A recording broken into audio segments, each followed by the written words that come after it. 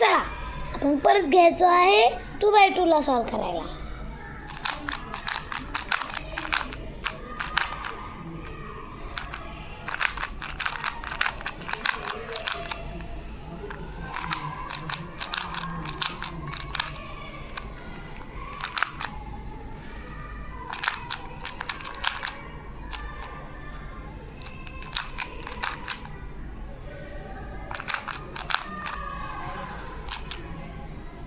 याची अजून एक केस होऊ शकते, ती मी तुम्हाला दाखवतो.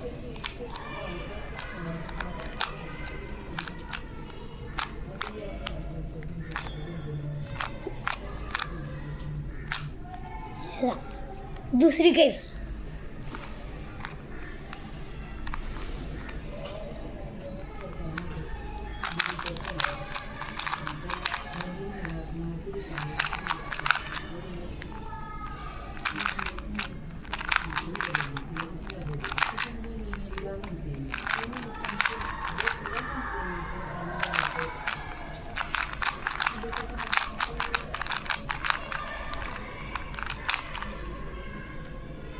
हे का दुसरी केस.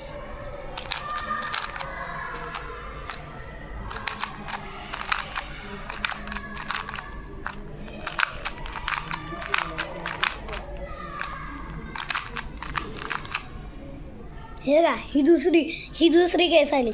व्हाईटचं सॉल्व झालं होतं आणि नंतर हे मधलं पण सॉल्व झालं होतं. आता बघा हे नाही झालंय. आता हा वाला खूप मोठा अल्गोरिदम आहे.